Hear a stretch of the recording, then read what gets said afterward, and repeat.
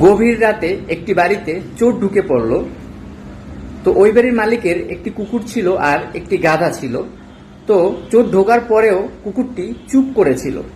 গাধা কুকুরকে বলল, ভাই আপনি তো চুপ করে আছেন, চোর যে ঢুকে পড়লো তারপরও কুকুরটি চুপ করেই ছিল। পরে গাধা লক্ষ্য করে দেখলো কুকুরটির সামনে দুটুকরো হাড় মাংস। গাধা বোঝা শেষ, কুকুরটি বিকৃত হয়ে গিয়েছে। পরে গাধা নিজেই চিল্লাচিল্লি শুরু করলো।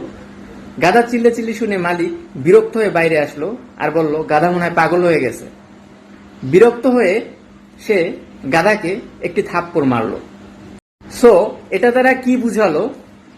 কুকুরটি মালিকের বিশ্বস্ত ছিল, এজন্যই গাধাকে বিশ্বাস না করে পাগল মনে করে থাপ্পড় দিয়ে সে আবার ঘুমাতে গেল।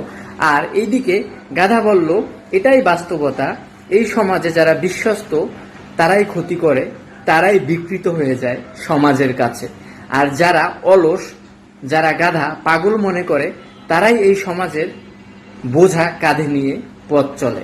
সো এই কুকুর আর গাধার এই গল্প দিয়ে এটাই বোঝানো হয়েছে যে এই সমাজে যারা বিশ্বস্ত মানুষ, যাদেরকে আমরা মূল্যায়ন করি, তারাই আসলে দিন শেষে ক্ষতিটা করে এবং তারাই আসলে সমাজের কাছে বিকৃত হয়ে যায়। আর যারা অলস, যাদেরকে আমরা পাগল বলি বা সরলতা বলি, তারাই হচ্ছে এই সমাজের বোঝা কাঁধে নিয়ে পথ চলে। এবং তারা যদি নিজ থেকে বা নিজের জায়গা থেকে সাহায্য করতে যায়, তখনই তারা দোষী হয়ে যায়।